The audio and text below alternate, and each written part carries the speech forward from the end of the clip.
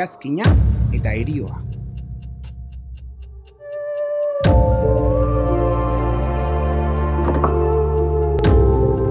Alabazan edo ez bazan, entzun dadila naiz irratian. Bazen behin, ikazkin bat, basoan bizi zena, ikatza egiten zuen bizibidea aurrera ateratzeko. Baina ez zuen diru askorik eta oso pobrea zen. Bakarrik izaten zuen jateko taloa eta gazta. Hori besterik ez. Egun batez, bere etxeko atea jo zuten. Kas, kas, kas. Nor da? Esan zuen ikazkinak. Ni Jainkoa naiz, erantzun zuen ahots batek. Jainkoa? Alde hemendik! Zuk danak desberdin tratatzen dituzu. Batzuk oso aberatsak dira eta besteak ordea pobreak gara. Eta danak desberdin tratatzen dituzu alde hemendikan. Klasista hutsa zara eta. Jainkoak alde egin zuen. Handik gutxira etxeko atea jo zuten berriro. Kas, kas, kas. Nor da? Ni herioa naiz. Oh, herioa? Orduan etxeko atea zabaldu zuen eta pasa, pasa. Zu bai ona, zu bai zintzoa eta zu bai justua. Zuk danak berdin tratatzen dituzu. Haundi zein txiki, aberats zein pobre. Danak berdin tratatzen dituzu. Etorri, etorri. Eta eman zion, afaltzeko, zuen gutxi hori. Eta ez hori bakarrik. Oantzea ere prestatu zion eta hantxe gaua pasatzeko esan zion. Eta hurrengo goizean, gosaria prestatu zion. Herioa pozpozik eta eskerturik esan zion gizon honi. Zer nahi duzunik zuri ematea saritzat? Tira, aixe bizi nahiko nuke lasai estutasunik gabe. Uste dut badakidala zer egingo dugun, esan zion herioak. Bida, hango gazteluan errege bat bizi da. Eta haren emaztea oso gaixorik dago. Eta medikuek ez dakite zer gertatzen zaion. Joango zara gaztelura. Eta eskatuko duzu, sartzea eta erregearen emaztea ikustea. Ni ikusiko nauzuan, zuk bakarrik ikusiko nauzu. Ohearen buruan baldin banaiz, esan ezazu, segituan hil egingo dela. Baina ordea, ohearen oinetan ikusten banauzu, egin nola antzerki pixkat eta sendatuko da. Bo, ongi da. Orduan ikazkinak bere arroparik ederrenak jarri zituen apain jarri zen eta hantxe abiatu zen gaztelura. Gazteluan eskatu zuen erregearen emaztea ikusi behar zuela. Hasieran ez zioten kasorik egiten. Zu ez zara medikua, baietz ikusi behar dudala. Erregeak entzun zuenean esan zuen aurrera, ez dugu ezer galtzen beste iritzi batengatik.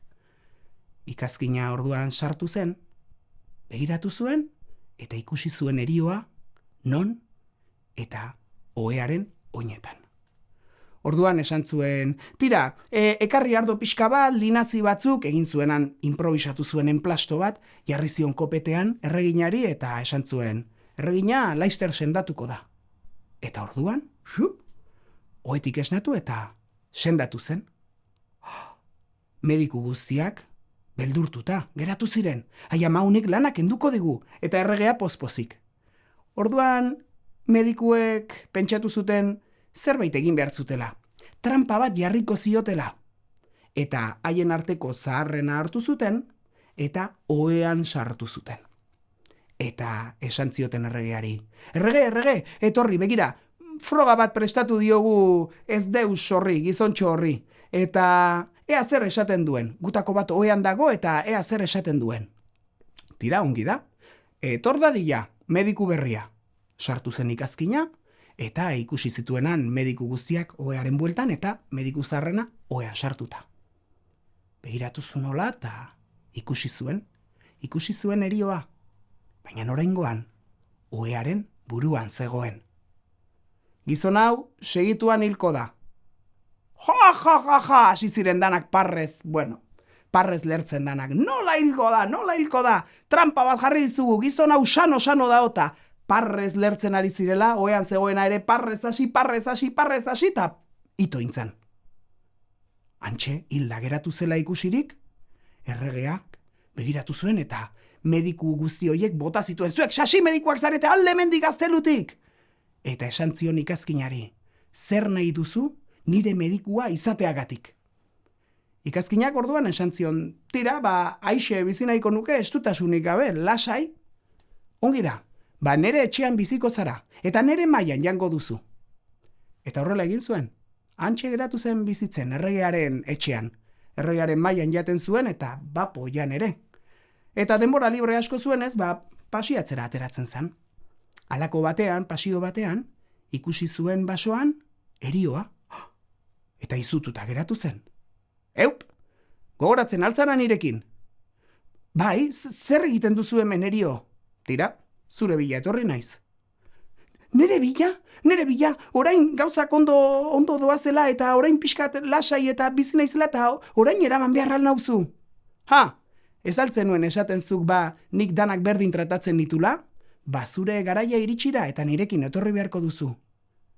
Orduan ikazkinak pentsatu zuen, tira, gogoratu ostatu eman nizula etxean eta jateko eman nizula eta tira zurekin joango naiz, baina utzi da zu errezatzen mesedez aita gure bat eta agur Maria bat. Ongi da, errezatu itzazu, baina gero nirekin etorri beharko zara. Eta orduan errezatu zuen hantxe bertan aita gurea, eta amen esan orduko esan zion erioari, aio pelaio! Eta martxa egin zuen. Erioak bere hitza bete behar zuen eta hantxe geratu zen zai. Etzekiela zer egin eta zer egiten du erioak aspertzen denean? Soka bat hartu eta zuhaitz batetik zintzilikatu zen, eta hantxe, belintzi balantzak urkatuta geratu zen. Handik egun batzuetara, ikazkina pasatu zen basotik eta ikusi zuen erioa, bilintzi balantza zuhaitzetik. Eta esan zuen, haupa, libratu naiz azkenean! Pena pixkat sentitu zuen erioarengatik. Eta, agur Maria bat errezatu zuen. Eta amen esan zuenean, erioak esan zion, haha, amen, zu horta ni hemen, nerekin etorri beharko duzu. Eta, garbitu egin zuen momentuan. Eta alabazan, edo ez bazan, sar dadila kalabazan, eta atera dadila naiz irratian.